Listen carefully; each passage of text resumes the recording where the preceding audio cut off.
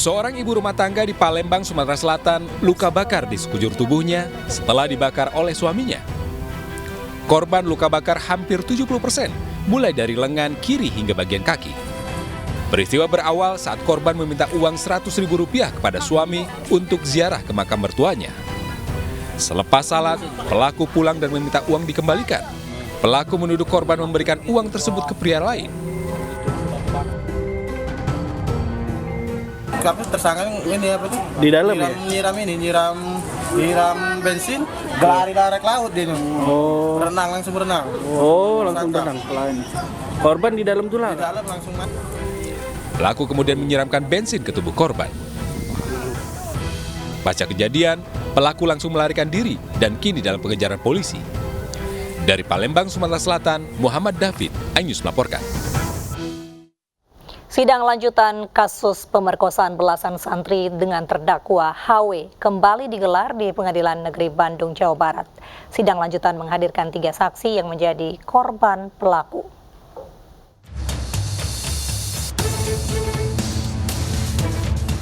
Sidang lanjutan yang diajukan oleh Jaksa Penuntut Umum masih mengagendakan pemeriksaan saksi dari polisi dan saksi ahli. Sidang digelar di Pengadilan Negeri Kelas 1A khusus Bandung pagi tadi. Terdakwa HW menjalani sidang secara virtual di Rutan Kebonwaru, Bandung. Menurut pihak PN Bandung, dalam dakwaannya jaksa menyebutkan terdakwa telah melakukan perbuatan asusila terhadap 14 santri yang masih di bawah umur. Saksi anak, kalau masalah hari ini terakhir mau dihabiskan saksi anak. Berapa orang, Pak? 3 atau berapa ya? 3 ya? 3 ya. Kalau untuk sidang selanjutnya itu pemeriksaan apa, Pak? Saksi yang dewasa. Oh, yang dewasa. Mungkin sidangnya nggak di ruang sini. Meliputi siapa, Pak? Kalau yang saksi yang dewasa? Meliputi siapa? Mungkin istrinya, mungkin orang tua dari anak, apa betul lah saya. Kasus perkosaan santriwati oleh pimpinan pesantren berinisial HW mendapat perhatian dari Ibu Negara, Iriana Joko Widodo. Dengan pendampingan psikolog, Ibu Negara bertemu dengan 12 korban pemerkosaan pelaku HW di Balai Besar Pendidikan dan Pelatihan Kesejahteraan Sosial, Kabupaten Bandung Barat.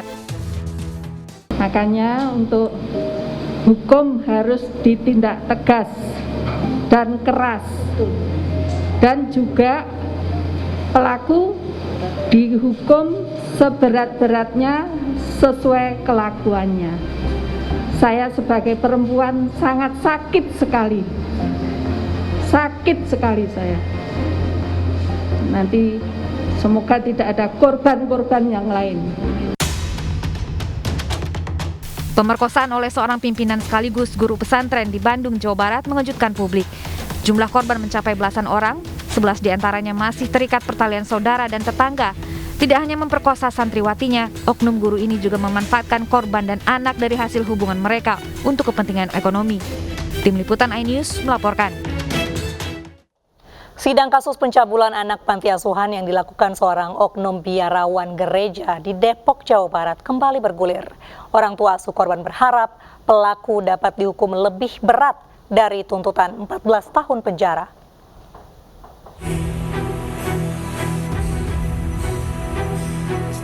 Sidang pledoi kasus pelecehan seksual terhadap 3 anak di bawah umur di sebuah panti asuhan milik salah satu gereja di Kota Depok, Jawa Barat kembali digelar secara tertutup. Sidang beragendakan pembacaan pembelaan kuasa hukum terdakwa. Sebelumnya terdakwa LN adalah biarawan gereja dituntut 14 tahun penjara. Orang tua asuh korban berharap korban mendapat keadilan dan pelaku dapat dihukum seberat-beratnya. Harapan kita kepada majelis hakim nanti putusannya itu sesuai dengan apa yang dituntutan dari jaksa penuntut umum. Paling tidak 14 tahun atau kalau bisa lebih dari 14 tahun. Sebelumnya pada bulan Juli tahun lalu seorang pria 42 tahun ditangkap atas dugaan pencabulan sejumlah anak laki-laki di sebuah ruangan gereja yang dilakukan sejak tahun 2006. Korban berjumlah 3 orang yang merupakan anak asuh di panti asuhan yang dimiliki oleh gereja. Dari Depok, Jawa Barat, Yung Rizky, iNews melaporkan. Pemirsa, untuk mengantisipasi banjir lahar dingin Gunung Semeru yang menerjang ke permukiman warga, petugas gabungan membuat jalur lahar baru di Sungai Leprak, Lumajang, Jawa Timur. Jalur aliran lahar baru ini ditargetkan selesai pada 24 Desember mendatang.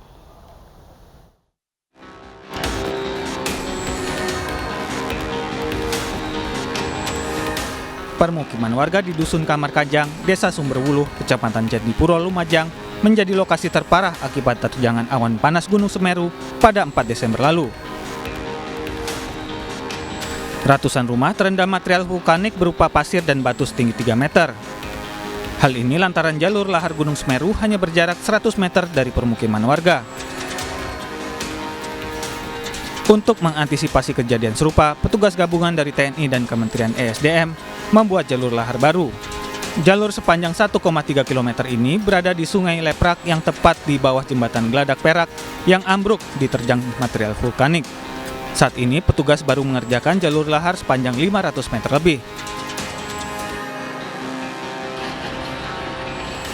Selain membelokkan aliran lahar Gunung Semeru, petugas juga membuat tanggul permanen agar rumah warga tidak diterjang aliran lahar.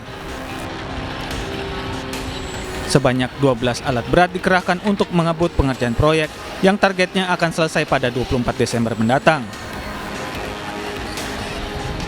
Yang pertama itu alam, cuaca. Kalau kita di atas sudah kondisinya mendung, ada informasi di atas juga hujan, wah itu udah kita di sini kita off-kan, kita berhentikan.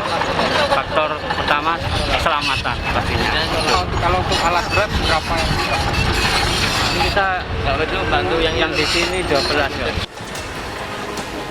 Sementara itu, pembangunan kembali jembatan Geladak Perak yang menghubungkan Kabupaten Lumajang dengan Kabupaten Malang juga akan segera dilakukan. Dari Lumajang, Jawa Timur, Yaya Nugroho, iNews melaporkan. Mari berbagi untuk masyarakat yang terdampak bencana erupsi Gunung Semeru melalui MNC Peduli dengan berdonasi pada rekening yang tertera di layar kaca atau scan barcode QRIS dengan aplikasi uang digital Anda. Pemirsa, MNC Group dan Telkom Group resmi memulai kerjasama strategis untuk memperluas dan memperkuat platform distribusi konten serta program. Kerjasama dari kedua perusahaan tersebut dapat melahirkan berbagai konten, tayangan, dan program lokal premium terbaik bagi masyarakat Indonesia melalui layanan fixed broadband IndiHome.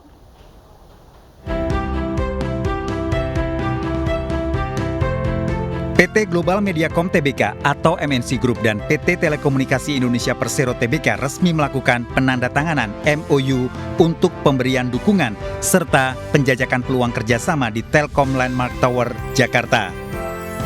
Melalui kerjasama ini, MNC Group dan Telkom Group dapat mempromosikan platform masing-masing melalui konten-konten terbaiknya dan tidak terbatas pada produksi, namun juga akuisisi dan distribusi program. Tentunya ini akan kerjasamanya di banyak bidang. Awalnya adalah kerjasama IndiHome dengan Vision Plus, tapi kemudian tentunya bisa dikembangkan ke banyak hal. Ya bisa produksi tadi, Bu Venus sudah mengatakan bisa produksi konten, kemudian atau kita ada joint event dan lain sebagainya, joint promotion karena user base-nya Telkom kan besar. Kami juga punya user base sangat besar, bisa cross promo dan lain-lain. Kolaborasi kedua perusahaan ini diharapkan bisa memenuhi kebutuhan hiburan bagi masyarakat. Dengan kerjasama ini, kolaborasi ini, kami berharap Vision Plus dapat melengkapi tayangan berkualitas di IndiHome TV. Jadi kami ingin IndiHome TV menjadi Windows of Entertainment. Jadi kami terbuka untuk berkolaborasi dan bekerjasama. Pastinya Vision Plus ini kan di bawah MNC Vision Network ya, dan tentunya kan MNC Vision Network ini ada cabang yang lain seperti MNC Vision, K-Vision, MNC Play dan seterusnya. Ya Vision Plus ini mungkin saya harap ini pembuka ya dari kerjasama yang lebih long term gitu ke depannya. Kerjasama yang akan dimulai pada tahun 2022 ini diharapkan dapat menjadi langkah signifikan bagi perkembangan bisnis platform distribusi kedua perusahaan sehingga masyarakat dapat menikmati konten dan tayangan berkualitas tanpa batas. Tim Liputan iNews melaporkan. Beralih ke informasi penceramah Bahar bin Smith yang akan melaporkan balik pelapornya, yakni Husin Shihab terkait dugaan hoax. Husin sebelumnya melaporkan Bahar atas ucapannya yang diduga menyinggung Kasat Jenderal TNI Dudung Abdurrahman.